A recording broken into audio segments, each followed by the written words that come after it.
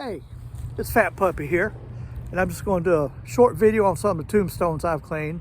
It's not that many of them, to be honest with you. I'll be doing more here in the near future.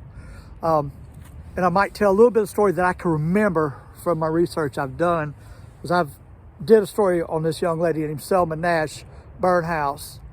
And basically, I think she died of tuberculosis. The stone is, it looks a lot better than it did, but it's still not as clean as I wish it was. I'll probably come back here and try it again. The statue was about 7 feet tall. When I get in closer, I've noticed her little finger's missing that points up. I don't remember that being gone before. But she was the daughter of a very wealthy man here in town who helped build First Baptist Church. I mean, it was already built when he came along, but he helped church out a lot. He had died just a few years earlier, I think from kidney disease, if I remember correctly, but he was in his 40s when he died. She was 26 or 28, died in a tuberculosis asylum in North Carolina, and was a very bright young lady. I've seen pictures of her from when she was young. Well, I mean, she died young, so all pictures of her be when she was young. And so anyway, Selma Nash Burns house was her name. And I don't think she had any children, if I remember correctly. I hope to get back to this and clean it some more and make it even better. Let's try to get you a little closer here. I don't know if you can see it or not. The sun's not behind us. There is no sun.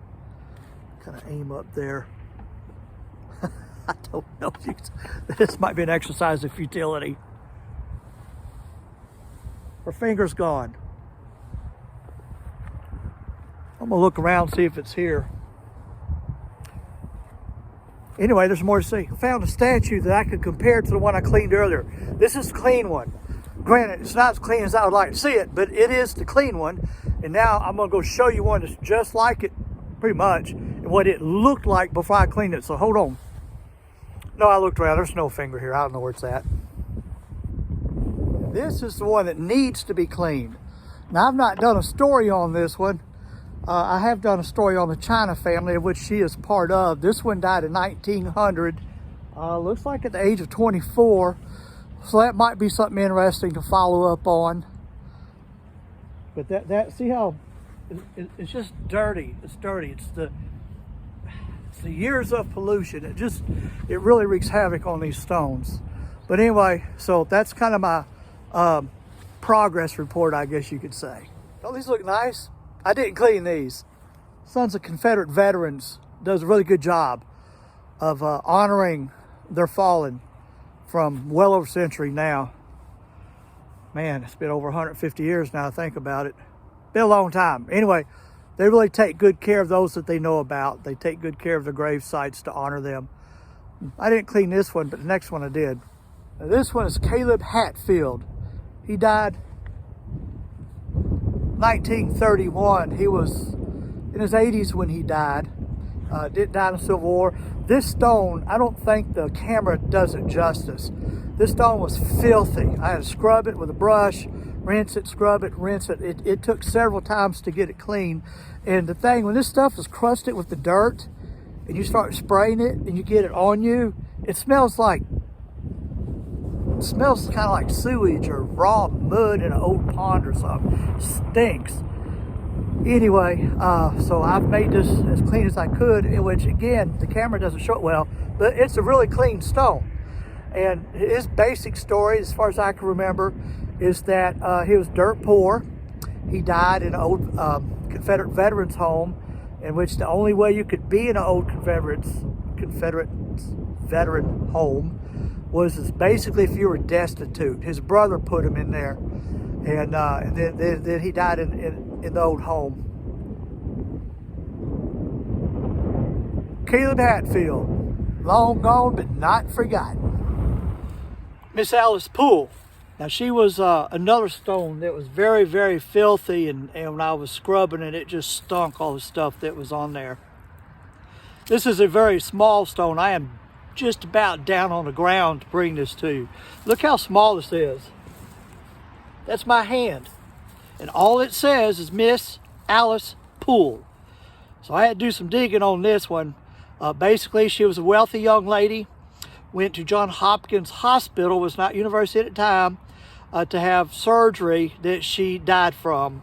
Now, Johns Hopkins is a cancer hospital, so I'm going to assume she died from cancer. Well, from surgery from cancer. I don't remember the date, but it was around 1905, 1906, something like that. And she was very, very generous. She gave all her money away, not to relatives.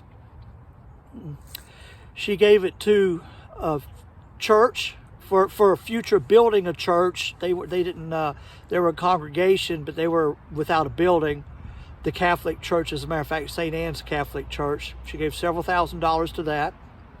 She gave several $1,000s for a hospital that was in the process of being planned and then built. She gave enough money to build 3 houses for some members of her church, 3 modest houses, but still give them a place to live, that she built out of her will. And then the rest of it, she said, was to go to the poor of this county. Very, very charitable. I wish I could remember the numbers, but the amount that she gave, I did a kind of a comparison as to what that would be nowadays. It was a lot. It was a lot. Probably $1.5 million, maybe. I might be off on that. But anyway, this stone was a tough one to clean. And I did her, I think it's her mom and her grandmother. They're back behind me, same little stones. And but yeah, Miss Alice Poole, all it says, Miss Alice Poole, no dates. I don't know if she was just that humble, or if her brother, who was the executor of her estate, was that cheap. I probably shouldn't say that. Anyway, Miss Alice Poole, another clean stone. Here I am on the ground again with a small tombstone. This is in the Babyland section of the local Catholic cemetery. And I was actually able to get the story on both of these because they had their death certificates available online. And this is rather sad. Died at a day old in 1956. If I remember correctly, her dad was in the Air Force. And being in the Air Force, and the baby died here, you know, eventually they got shifted somewhere else. I don't know if they ever came back and visited this grave site or not. It's rather sad if they didn't, but I could see, you know, it being so far away.